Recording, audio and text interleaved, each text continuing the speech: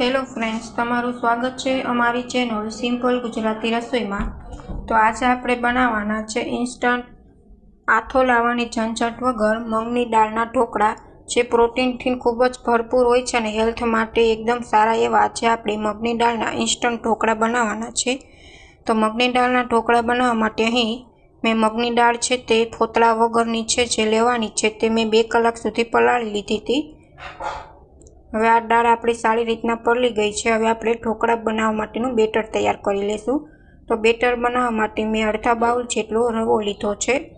હવે તેને આપણે છાશમાં સારી રીતના પલાળી લઈશું। તમે છાશની જગ્યાએ દહીંનો પણ ઉપયોગ કરી શકો છો, પણ અત્યારે મારી પાસે દહીં નથી એટલે મેં છાશથી રવો છે તે પલાળી લીધો છે સારી રીતના। મગની દાળમાં રવો એડ કરવાથી તમારા ઢોકળા છે ને તે એકદમ સોફ્ટ બને છે અને ટેસ્ટમાં પણ સરસ બનીને તૈયાર થાય છે। તો સારી રીતના રવો છે તે છાશમાં પલાળી લીધો છે। હવે આપણે મગની દાળનું સારી રીતના બેટર બનાવી લઈશું ઢોકળા બનાવવા માટે।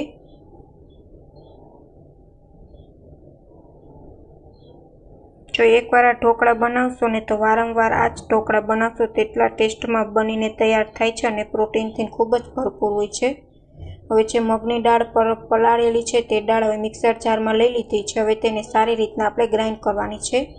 અહીં જે રવાનું બેટર આપણે કરેલ છે ને તે પણ આપણે આમાં જ ઉમેરી દેવાનું છે, એટલે સારી રીતના આપણું બેટર છે ને તે બનીને તૈયાર થઈ જાય। હવે આપણે એક તીખું મરચું અને આદુના ટુકડા એડ કરી દીધા છે, જેથી ઢોકળાનો ટેસ્ટ છે તે સરસ આવે। હવે આપણે મિક્સર જારમાં સારું એવું એનું બેટર કરી લીધું છે। તમે જોઈ શકો છો એકદમ થીક આપણું બેટર છે તે બનીને તૈયાર થઈ ગયું છે।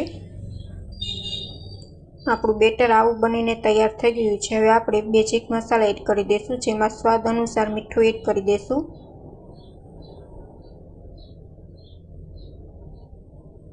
અડધી ચમચી જેટલી હિંગ એડ કરી દઈશું અને 1 ચમચી જેટલી હળદર એડ કરી દઈશું। હવે સારી રીતના બેટર છે તે બનાવી લઈશું।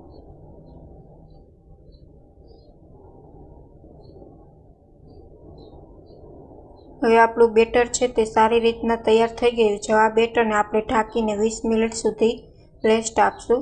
20 મિનિટ સુધી રેસ્ટ આપવાથી બેટરમાં ફર્મેન્ટેશન છે તે સારું આવી જશે, કેમ કે 20 મિનિટ રેસ્ટ આપવું પડે। આપણે અંદર રવો જે એડ કર્યો છે જેનાથી લીધે ફર્મેન્ટેશન છે તે સારું આવે।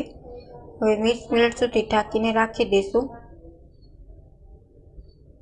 હવે જ્યાં સુધી આપણું બેટર 20 મિનિટ સુધી રેસ્ટ કરે છે ત્યાં સુધી આપણે સ્ટીમર છે તે ગરમ થવા માટે મૂકી દીધું છે અને અહીં ઢોકળા બનાવવા માટે 2 પ્લેટ લઈ લીધી છે, તેમાં આપણે સારી રીતના તેલ લગાડી લીધું છે। 20 મિનિટ થઈ ગઈ છે અને આપણું બેટર છે તે સારી રીતના તૈયાર થઈ ગયું છે। હવે 1 ચમચી જેટલો ઈનો એડ કરી દીધો છે। હવે બેટરમાં સારી રીતના ઈનાને આપણે મિક્સ કરી લઈશું।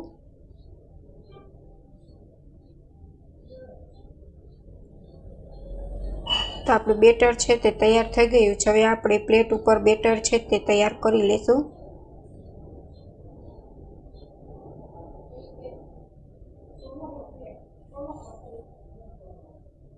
તો અહીં મેં બંને પ્લેટ છે તે તૈયાર કરી લીધી છે બેટર એડ કરીને।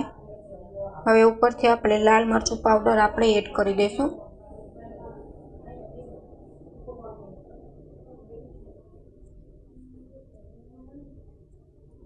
તો આપણી ઢોકળાની પ્લેટ તૈયાર છે। હવે સ્ટીમર પણ ગરમ થઈ ગયું છે। હવે આપણે આ પ્લેટને 20 મિનિટ સુધી સ્ટીમ થવા માટે મૂકી દઈશું।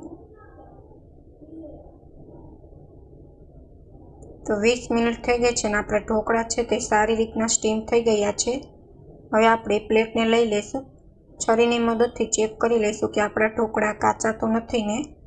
તમે જોઈ શકો છો છરીમાં બિલકુલ ઢોકળા ચોટતા નથી, એટલે પરફેક્ટ માપ સાથે આપણા ઢોકળા છે તે સ્ટીમ થઈ ગયા છે। હવે ઉપરથી આપણે 1 ચમચી સિંગ તેલ એડ કરી દઈશું અને સારી રીતના તેને લગાડી લઈશું ઢોકળા ઉપર। આવી રીતના તેલ લગાડવાથી તમારા ઢોકળા છે ને તે એકદમ સોફ્ટ રહે છે, બિલકુલ ચવળ નહીં થાય। હવે છરીની મદદથી આપણે ઢોકળાને સારી રીતના કાપી લઈશું। જો તમને અમારી રેસીપી ગમે તો ચેનલને લાઇક કરજો, શેર કરજો અને સબસ્ક્રાઈબ કરજો અને કમેન્ટમાં જરૂર કમેન્ટ કરીને જણાવજો કે તમને અમારી રેસીપી કેવી લાગી। તો તમે જોઈ શકો છો એકદમ સોફ્ટ અને ટેસ્ટમાં બેસ્ટ એવા આપણા મગની દાળના ઢોકળા છે તે ઇન્સ્ટન્ટ બનીને તૈયાર થઈ ગયા છે।